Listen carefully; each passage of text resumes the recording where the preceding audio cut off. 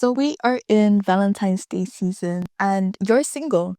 In my last YouTube short, I was implying that I was gonna post again this year. I really wasn't planning to, but I feel really bad. I see so much people are envious and jealous this month, and that's because everybody is posting up their man and their girl, and you're not posting nothing because you don't got nobody though. I'm gonna give you the 3 reasons why you're single right now so you're not alone this year. Reason number 1, you're single. Yes, this is a toxic trait, and I know what you're thinking. How is me being single a toxic trait? Hear me out. Every year, every Valentine's, the universe looks at you and is like, nah, you don't deserve nobody yet. The universe declines your application every single year. They just pass you the single card. Oh, it's so embarrassing. Now you got 2 cards. You know, you got your single card, you got your V card. Oh, you're just stacking up, bro. I know there's gonna be that one person who's like, oh, but I like being single. You know, it's peaceful.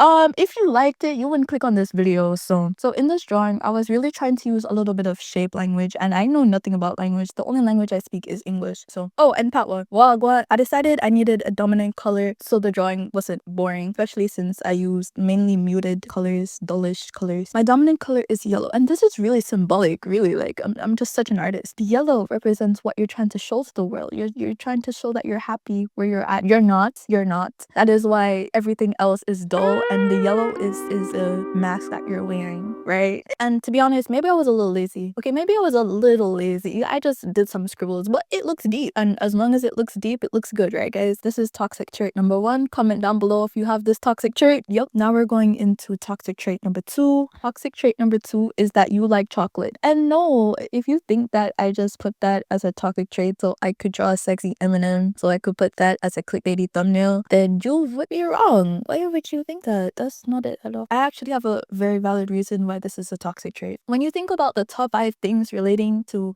matter of fact, the top 3 things relating to Valentine's, chocolate will be in the top 3, but nobody is giving you chocolate. So here we are. How do you get chocolate? Tell me. You give yourself chocolate, and in my opinion, that's just very narcissistic. It's literally self-obsessed. Like, it's illegal in 48 states. The universe know what it's doing. So for this drawing, because I have to go into the technique now to lengthen out this video, I color picked. I got no shame in my game. I color picked this entire thing. I really wanted to give her green undertones so it looks more like an M&M. I don't know what's going on with their clothes. I honestly just did whatever was easy. So we're done with toxic trait number 2. Share it with their friends. Tell them that this is you. This is why you're single. Tell them. And reason number 3, I think this has to be the biggest reason of all, and I saved the best for last, right? The reason why you're single, for sure, for a fact, it's because you only want to date humans. I am assuming.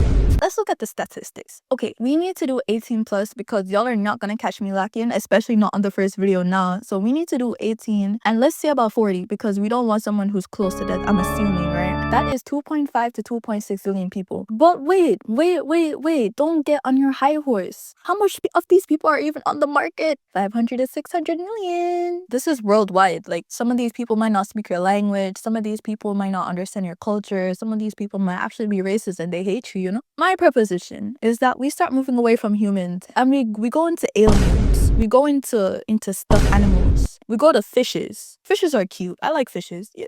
If we normalize dating inanimate objects, you could just walk into a store right now and get yourself a Valentine. And they don't talk back to you. They don't break up with you. Like, bro, this is amazing. You get couples discount. You get to make those cute little TikToks, you know, with Mr. Brown Bear. The only issue is that they'll kind of be a freeloader in the relationship because they can't really do anything, actually. And to be honest, they might be very ungrateful. Like, you're walking in the store, you see a Birkin bag, and you're like, that's how much for a Birkin bag.